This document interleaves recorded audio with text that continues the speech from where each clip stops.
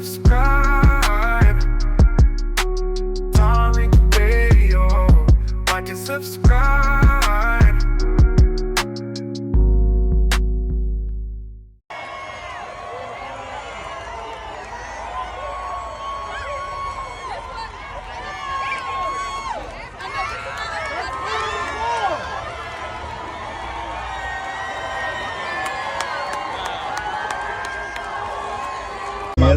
Seatbelt.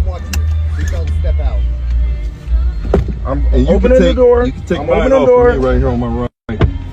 I'm keeping my fucking hands up. I'm not reaching for no gun, bro. Step out. Can I move my phone? Step out. Yeah, that's crazy.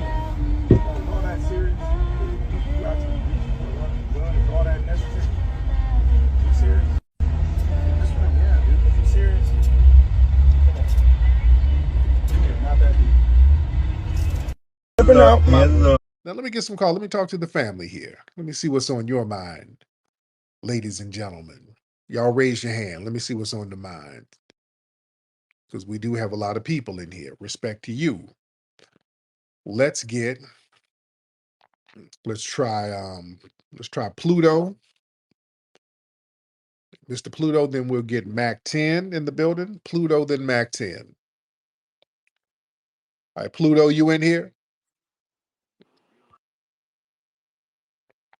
All right, Pluto ain't saying nothing. Let's try Mac 10. Mr. Mac 10, hop on in. If you can unmute your mic, that'll be great. If not, I will move on to the next person because we do have a lot of people trying to get in. Let's get Didden something. Mr. Didden, hop on in. What's up, Tariq? How you doing, Didden? Pretty good. How are you? I'm good. Where you from, Didden? Maine. Maine. It's very white up there in Maine. Yes, sir. So what's on your mind? Nothing much. Just chilling. Okay. Yeah. I scraped my knee earlier today. How'd you scrape your knee? I was doing some active sports. I wasn't wearing the proper equipment. Okay. Yep. That's it? You just want to tell me you scraped your knee? Oh, how's your day been? I've been good. Now, when you were on your knee, were you on your knees looking for your meth pipe? No, sir. You must have dropped your meth pipe under the sofa in your trailer. That's why you scraped your knee? No, I was doing active sports. Okay. Were you doing the meth smoking Olympics? Were you doing that? Some might call it that. Okay. All right. You got to. Crack is whack, brother. Crack is whack. All right. Thank you, brother. All right. Let me get some more people in here. Let me see, because we do have a lot of folks in here, and I would like to get people in here. Again, speaking of drug use, if you are smoking, you don't have to call up. You finish that pipe. All right, just because a lot of people like to do drugs and they need company. They need somebody to talk to. I'm not here. I'm not for that. There's rehab and 12-step programs where you can do that. Now, if y'all need us to talk you off the pipe, we will talk. If you need some help, we'll do a little prayer circle and get you off that pipe if you need us to. So, I do want this to be an open space. So if there's any white people here on meth, if you need a little prayer, we can hook you up with a little something. Let's NBA, I can't pronounce your last name. NBA something. What's up, NBA? MBA something. All right, you want to unmute your microphone, sir? Okay. Family, do not request to get on if you are not ready. All right. Do not request to get on if you're not ready. Let's get Cleveland in the building. Cleveland. Mr. Cleveland, hop on in, sir. I'm good, Cleveland. How are you, brother?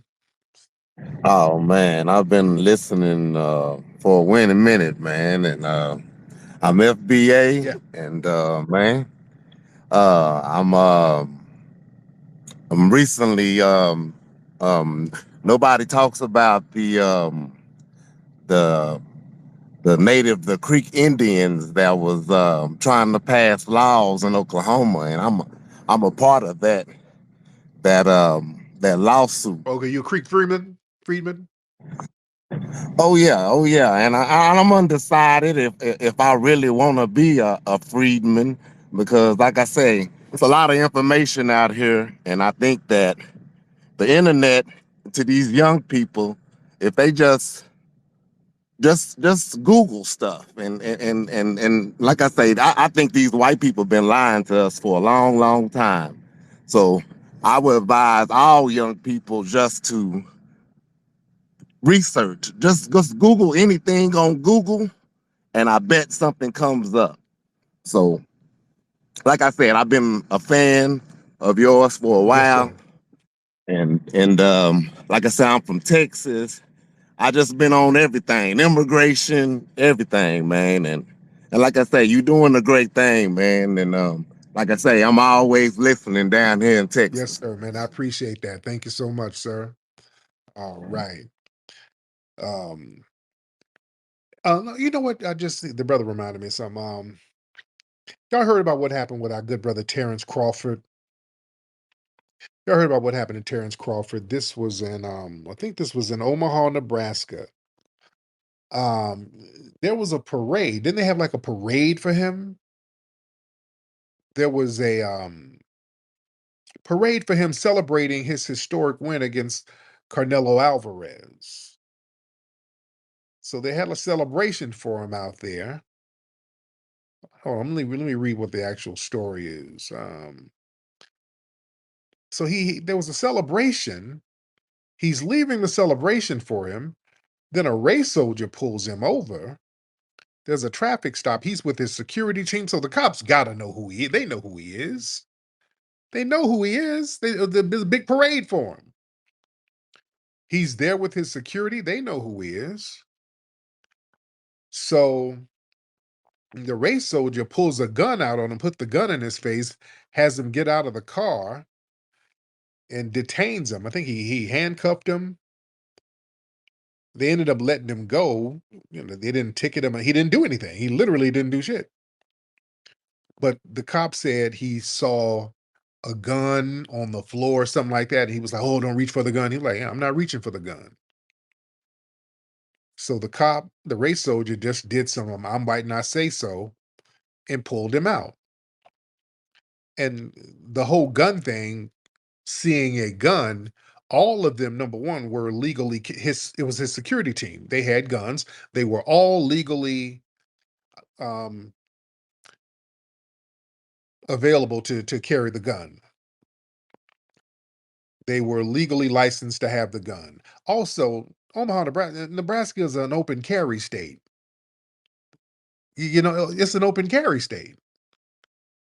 So yeah, all of that extra shit, throwing a gun in their faces when they weren't a threat, they weren't a threat whatsoever. But I want y'all to understand what this is really about. That cop knew who the hell he was.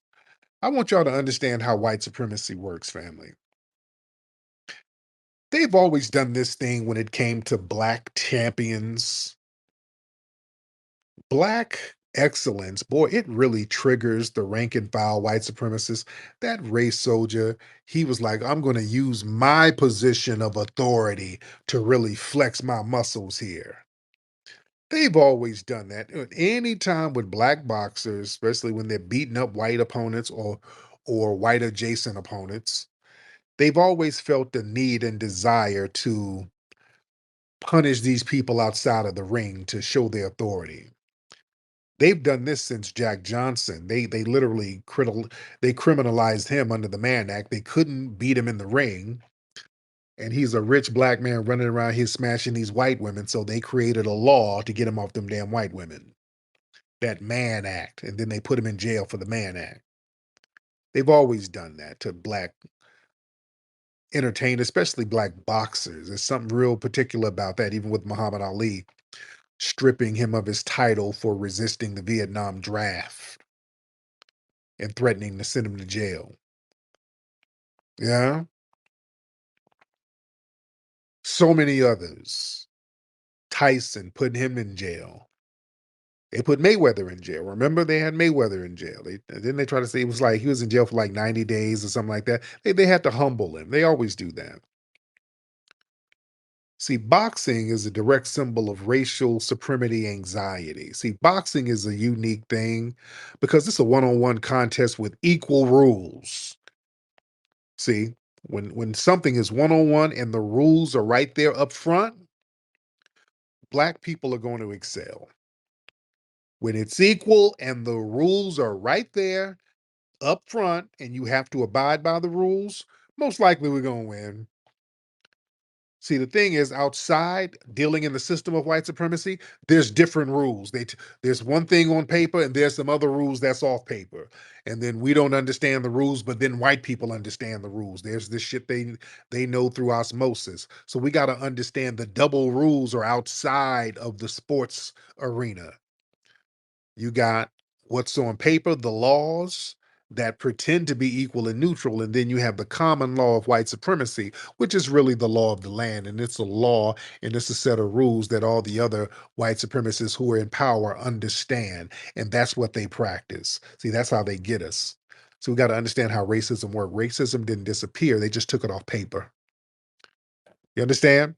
I want to say that one more time. I'm going to say it 3 times like Umar. Racism didn't go nowhere. They just took it off paper. Racism didn't. They took it off paper. But that's it. It's just, they just write it down no more. They don't have to because the dominant white society, they understand the rules. So when they're around Black people and other whites come around, the white people already know the rules. They got to get on code, and they get on code through osmosis. But going back to boxing, boxing is a one-on-one contest, equal rules, and when Black fighters, Mayweather, Tyson, Jack Johnson, now Crawford, you consistently dominated, that provides undeniable evidence that the reality of racial inferiority myths are false. And that unsettles the dominant society. So they feel compelled to reassert their dominance through police harassment, the court system, media smears. So they got to beat you outside of the ring. See, they got to put you back in your place. See, this system, it operates on the principle that Black people can be temporarily celebrated for entertainment, but they can't forget their place. See, police encounters, legal harassment, financial sabotage against brothers like that, that's a reminder, no matter how rich, no matter how skilled, no matter how admired you become, the power structure can humble you at will. Yeah, that white cop doing all that bullshit, that was him trying to reassert dominance to put Crawford in his damn place. And they have a fear of independent Black masculinity. See, the sight of a Black man who's strong, wealthy, adored, especially in a sport that's built on physical dominance, that represents a challenge to white male authority. See, the police, they operate as they function as enforcers of racial order. So their job is basically they ensure that these athletes, they don't carry that competence and that influence beyond the ring into broader society. Oh, no, no, no. Don't think you're going to be all tough and competent out here. No, this little puny white man who makes $28,000 a year, he's the authority. Yeah. You see? See, sports success versus structural inequality, that's what this is about. See, white supremacy, they'll allow for an individual Black person to have success in a controlled environment like sports, music, entertainment, but they'll retaliate if that success becomes challenging to the overall racial order. In the dominant society, they feel threatened when sports victories are seen as broader symbols of Black resilience or Black liberation. So, systemic punishment, they have to use that to neutralize the symbolism. Them celebrating Crawford out there in Nebraska, that sends a message. Hey, Black people can be looked up to. So none of the cops are like, no, no, no, no, no. We still got them. No, we no don't think that now, because we can still control them and get them up out of here. So that policing, that's a counterweight to black dominance. So in the ring, the rules are equal. Black boxers, they win. Outside the ring, the rules are subjective and they're controlled by the dominant society. So police harassment, arrests, biased media, that's the counterweight. As tools of unequal enforcement meant to reverse the feeling of black dominance created in sports. You see?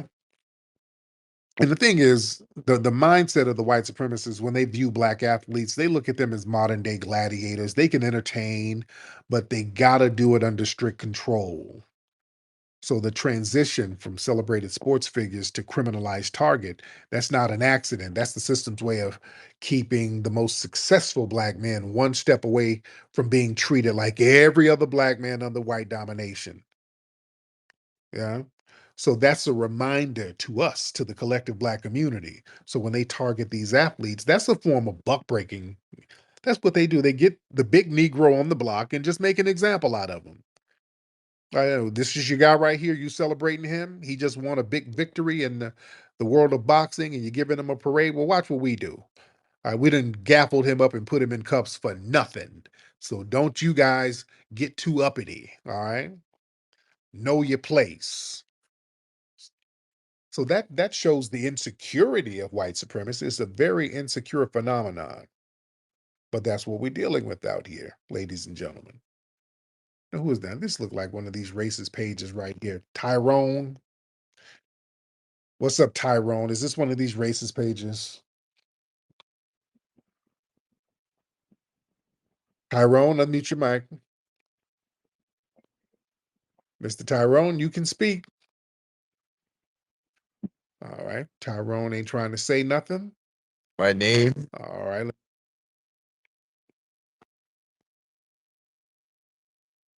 Hello, Tyrone. My name is Tyrone, follower of Dr. Davinsky. Oh Lord, this is okay, Dr. Levinsky up here playing with some audio message thing. Okay. All right, his meth pipe is getting kind of low too. All right. Let's get Shine Witherspoon in the building. Shine, what's up, Shine? Shine Witherspoon in the building. All right. Let's get Tiffany. Let's get Miss Tiffany in the building. Tiffany, hop on in. All right, Tiffany or Shine, either one of you. All right, let's get Jay Francis in the building. Y'all come on with the requesting and then not saying nothing. All right. Jay Francis, hop on with Tiffany. Hello? Or who is this, Jay? Yeah, it's Jay Francis. What's going on, Tariq? I'm good, Jay. How are you? I'm good. I'm good. Thank you for adding me. Quick I, question. Can you hear me okay? I can hear you. Now, you Canadian, you kind of have a Canadian accent.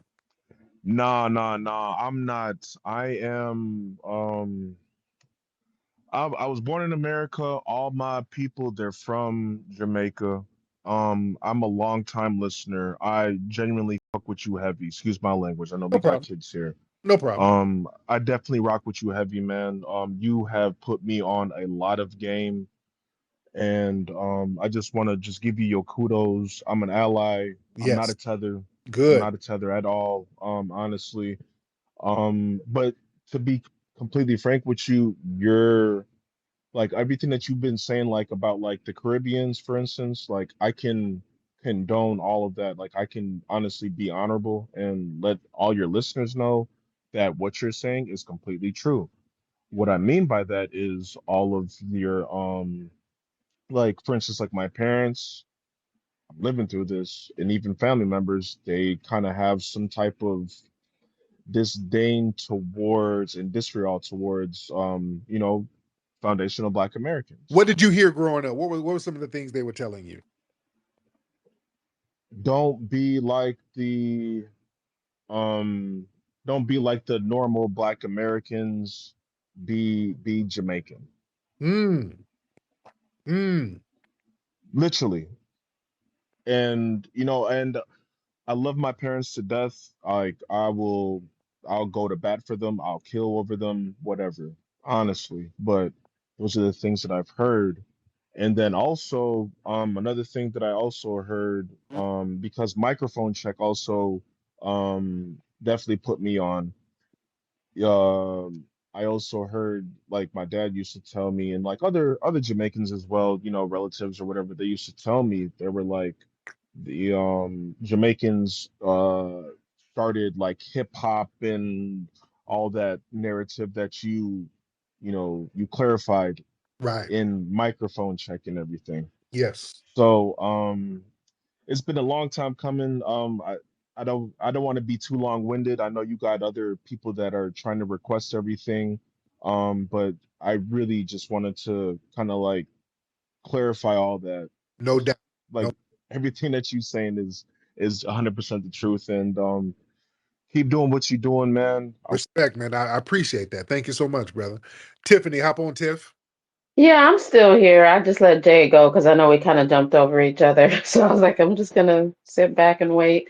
But what I wanted to say was when you were talking about Crawford, I didn't know that story. I just heard it from you right now. Oh wow, yeah, And I was kind of like, I was like, well, that's in line with what they've been doing. And I was like, Jack Johnson. And then you brought up, you know what I'm saying? yeah. This is what they do. And here's the thing. When you said that, and I just started thinking, and I was like, you remember when Liam Neeson was sitting there talking about how one of his friends got raped? And Yeah. he went out and he was just like, I don't care who it is. If somebody I was like, you could have seen, like, could have asked her, what did he wear? Did he have on this or that? Or he was like, I didn't care who it was as long as it was somebody. And Black, I was like, and that's what they do. yeah. They're just like, oh, well, just black people did this. And so I'm going to find one. Mm-hmm. You know what I mean? And I was just like flabbergasted. So yeah, that just kind of took me back there. But yeah, I was just throwing it out there. I mean, it just triggered in my head. So I'm a step down. Thank you, beloved. Yeah, they always do that. Yeah. If somebody black does something, then all of a sudden we all got to be accountable for it. But if they do something all the time, yeah, well, I didn't do nothing, dude. I didn't. We're not all the same, buddy. Mac 10, you want to try it again, Mac 10? Mac 10, unmute your microphone, sir. Unmute your mic. Okay, Mac, you keep requesting to get on, and then you are not saying anything. So I don't know what that's about. Let's get Black Jack in the building. Black Jack keeps raising his hand. He wants to get on. He has a lot to say. Black Jack, what's up? Hop on in, Black Jack. I'm good, man. How are you? I'm all right, man. I had to do this other account, man, because this me East Siders, Oh, man. what's up, brother? Oh man, I'm looking at just chilling, man, burning midnight oil at the job. But check this out, man. It's interesting to me that when they go to show this report about this suspected white supremacist shooting up and burning that church, you notice they showing the military profile. They showing all this stuff to kind of humanize these people and show a softer side of them and everything. That, and I also wanted to mention about that one that came in earlier, for the Pale Olympics. That was called the trimethalon. That's the event that they taking. So Uh, just so we clear on that. And last, I wanted to bring to your perspective that this MAGA seemed to me like it's like the Tea Party 2.0. So I'll land there for now. there you go, my man. I appreciate you. Thank you so much. Let's get a couple of more calls in here. And I hope y'all checked out my earlier broadcast on my YouTube channel. We had a very good discussion on there. And that's at Tariq Radio on YouTube. Tariq Radio. That's my YouTube channel. And everybody needs to subscribe to that if you have not subscribed. We're going to get a couple of more calls here, ladies and gentlemen. A couple of more. Let's get Frankie V in the building. Let's get Mr. Frankie V in here. Frankie V. What's going on, man? Hey, Frankie V, how are you? Good, man. I'm doing good. What's You know what I figured out with all this stuff in sports and politics and everything? Confidence always wins. You Mhm. know, like no matter what, like if you're confident, like Jackson Dart, he looked confident today, you know? Mhm. Cam Ward does not look confident. Cam Ward is a phenomenal quarterback, and that coach Callahan has not put him in any position to succeed, and it pisses me off, man. You know, you got to put people in positions to win, man. That's it. There it is. Uh, yeah, All right. Well, and thank you. yeah, and one. Okay, thank you, Bringy. Shit. All right, let me get some more calls in here. Let's get what's your name? Valentina? Let's get Miss Valentina in the building. Miss Valentina. Waiting on Miss Valentina to come on through. And while Miss Valentina, unmute your microphone, ma'am. If you can unmute that mic, Miss Valentina, that would be peachy. All right. And Miss Valentina ain't saying nothing. Let's get Sheen Dollar in the building. Sheen Dollar has on a Frankie Beverly and Mays hat. Sheen Dollar, hop on, brother. Hey, Tariq, can you hear me? I can hear you. What's up, Sheen? Hey, what's up, man? I've been following you for years, man. Love your work. Thank you. My whole family is up to you. Hey, just curious, was Charlie Kirk, was his autopsy ever performed or released? Oh man, you're breaking up. I cannot hear you, brother. Was the autopsy of Charlie Kirk released? The autopsy. I don't Yeah. know. Yeah, I don't know. I don't know if it was released. And speaking of autopsy, in the coroner report, that woman who was quote stabbed up there in North Carolina, there's no coroner report on her either. By the way, now Charlie Kirk's autopsy, I don't know what's going on with that, but that woman who got allegedly stabbed all on camera by that dude, the black dude on the train or bus or whatever that was. There's no coroner's report on that, and that's weird.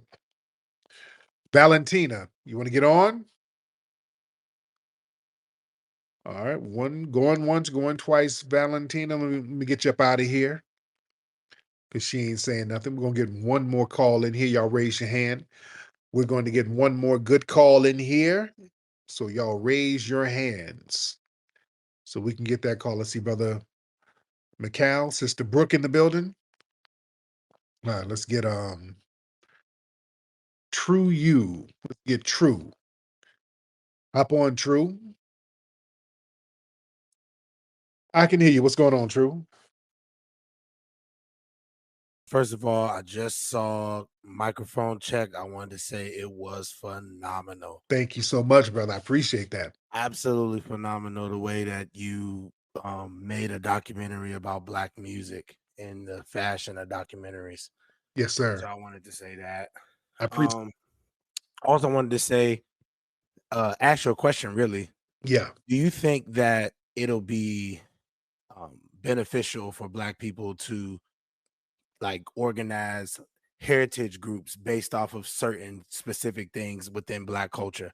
Like some of us have lineage to specific pieces of Black culture that can be organized and funded in certain specific ways. Like, for an example, how some of us have lineage to, the whole New Orleans culture. Yes. And we might not live in New Orleans. We might not be from New Orleans, may have never visited there, but we know we have lineage there. Some of us don't. And so do you think that it'd be beneficial to organize like that? Yeah, we do it anyway? A lot of stuff we do in America, we have cliques and groups, even though we're a collective foundational Black American ethnic group, we still have little things that are very symbolic to certain regions of our culture. Like there's a lot of Texas folks out here in LA.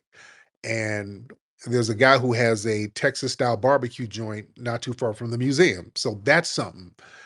Having Texas style barbecues. Chicago, they got the stepping, the Chicago stepping. That's a whole culture out there. Down in Memphis, they got a whole culture of juking, a whole dance culture, juking. Out here, we have the crumping thing and we got the gang thing and all that. That's a part of the culture. And they flip that into a business thing because you got the Crips and Bloods in LA owning. Right. And one thing I wanted to say too, to the family is a lot of us. One of my things that I've been getting into is genealogy. I know a lot of us been getting into genealogy and lineage research, but we also got to get into kinship, and that's more of like an active thing with planning. Not just family reunions, but planning like how our ancestors used to do. Planning, child development. Like I want this specific child who's into this, and maybe this child that's into that, to get to know each other, how our family used to do it. So I just wanted Oh to yeah. land with there. Keep doing what you're doing, brother. More power to you, more power to your family. Yes, And sir. appreciate everything you're doing, brother. Thank you so much, brother. I appreciate that. Let's get Vaquero Mex. Mr. Vaquero. Hey, Tariq, can you hear me? I can hear you. What's going on? Hey, Tariq, quick question. Have you been noticing that, Myron has been kind of goofing off? Like, I mean, in the sense that he's been having these racist people in his podcast kind of goat you into certain debates or something. I mean, I saw like this discount, um, Nick Fuentes guy just saying these racist things about black people. It's like, well, what's up with this guy, But I feel like Myron has been trying to go to you, or I don't know if it's the right word to say, but kind of trigger you. I mean, in certain debates or not. Has it worked? I don't. No, I don't. No, you shouldn't No, no, because no. uh, No, Myron is desperate because I debated him. We had an impromptu debate some months back, and I destroyed him and Sneako's, a whole bunch of them. I embarrassed them. So they're very embarrassed because I went in there and spanked them intellectually, and they weren't prepared for it. There was an impromptu debate, and I just really mopped the floor with all of them, and I did it by myself. And they've been pissed off ever since. So they're just whining. They're whining because they lost and they're embarrassed, and they've been talking about they want a rematch. And I told them it's going to be a price for the rematch. So they don't want to get the money up. So all they're going to do is sit around and whine. And, it doesn't affect me because if I debate them again, it's going to be they know what my price is. I gave them a price, but I've already spanked them for free. So yeah, Myron is trying to make a buck. He's trying to appeal to the white supremacists because he knows they're on the march and he's a man with no country. He don't have no community here. He can't go back to his failed homeland. So he has to kiss up to the white supremacists. He has to be their flunky. So, Myron Gaines is a nothing burger. but it's just been really overt. I mean, these the last guess he had one of his last guess he had on his show. He was just going out, saying the N word. I mean, insulting black people. It just seems like, man, come on, man. I mean, what do you have to have this person on his show? It just seems like, man, you're desperate.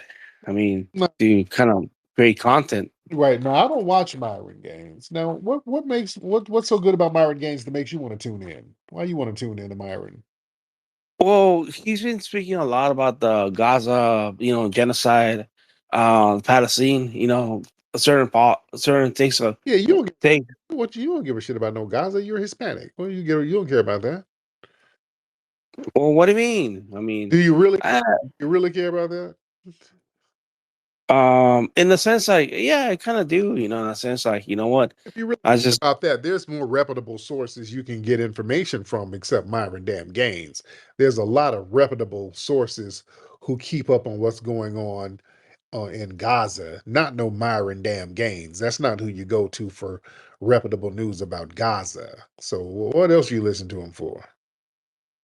No, it's just basically that about the Israel connection regarding Jewish power become when it comes to America.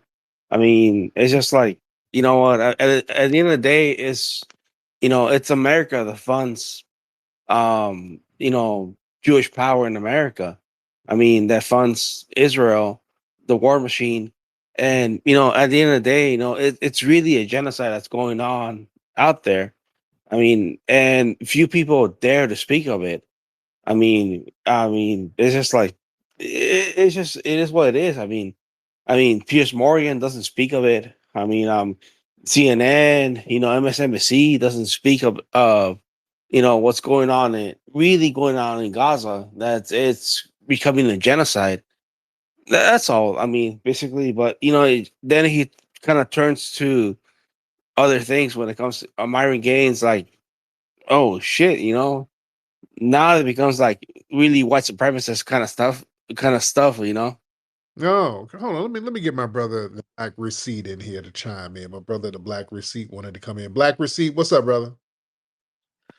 Man, this could keep doing no damn well. He don't give a damn about no Gaza. Look, these white adjacent people are so hilarious and very disingenuous. Let's just keep it real. You like some of his talking points, and you can know what I'm saying, agree with him on some of his anti-blackness that he pushed. Like everybody else, know what I'm saying? Because that's one thing y'all immigrants do agree on is being anti-black and kissing up No, white daddy. Is that true, Vaquero? I'm not gonna kiss it up. Come on, man. Seriously, just not, man. Just Yeah, quit that subject. Myron Gain. His platform is about how black folks ain't shit. That's the primary part of his platform. Yeah, he spends a lot of time on that. So if somebody's listening to him regularly, I'm like, what you listening to him for? It ain't about no damn Gaza. Yeah, you can look up Don Lemon to get information on Gaza. You ain't watching that. You watching him for you soaking in some of that anti-black bullshit. Uh-huh. Don Lemon's gay. Yeah, I know that. So is Myron. So what else is new? I mean, I'm just saying, like, kind of speaks truth about that stuff. I mean, uncensored. Myron's a pathological liar. Myron don't speak no damn truth. Myron just be lying just to be lying. Myron says my wife is Jewish. He always tells that. This is a real random lie. He just random lies just to be lying. He don't tell the truth. He just be saying shit. That's what I'm saying. What are you listening to somebody who's not reputable for? Unless he's spewing some of that bullshit that you kind of agree with, which is some of the anti-black stuff. No. I mean, Tariq, have you been demonetized on YouTube? No, because I don't say a bunch of racist stuff. I don't call people a bunch of epithets. Like a lot of truth tellers have been demonetized on YouTube, like Nick Fuentes, Myron. I mean, a lot of people have been demonetized. Like seriously. No, because if you are using nothing but racial epithets over and over again and demonize that, I don't do that. I don't use racial epithets. And we roast people and stuff like that, but I don't demonize people. And also, some of the people connected to these folks are carrying out certain acts. Again, the guy who shot Charlie Kirk, many people are saying that this guy is part of that Groyper movement, which is that Nick Fuentes shit. You know what I'm saying? So a lot of these guys, some of their people have direct ties to some of these heinous acts that's done out here in the streets. So that's why there's a little skepticism. And, I don't like people getting banned or demonetized. I like free speech. I like free speech. But, when it gets into violence or hate speech or just deliberate lies, that's kind of a tightrope. So, yeah. There's been a lot of weird things going on with the whole Charlie Kirk, assassination, rest his soul. But ever since that whole, kind of noticed that they kind of been trying to pin it on certain black people. I mean, in the sense like, you have these people trying to go on HBCUs, trying to debate, kind of go black, in certain debates. I mean, Yeah, they're trying to they need a scapegoat, so they're trying to harass black people in the spirit of Charlie Kirk. They know Charlie Kirk's whole platform was like anti-black antagonism. So in order to uplift Charlie Kirk's legacy, they're going to go and try to harass black people. It backfired. They got their ass tossed off campus. So that's a beautiful thing. But anyway, thank you so much for the call. All right. Okay. Yeah, he's listening to Charlie Kirk for a damn reason. All right. All right, let me get up out of here, guys. It's been real. Go to hiddenhistorymuseum.com. Get your tickets to join us at the Hidden History Museum this Saturday, October 4th, for the Funny Fall Fest. We got a great Great comedy show. It's going to be off the chain. HiddenHistoryMuseum.com, and also go to rootworkstyle.com to get that Rootwork deodorant. All right, I'm up out of here. Puppy Akute, Lola Movie to the family. Peace. Microphone check. Microphone check. Microphone check. Microphone check.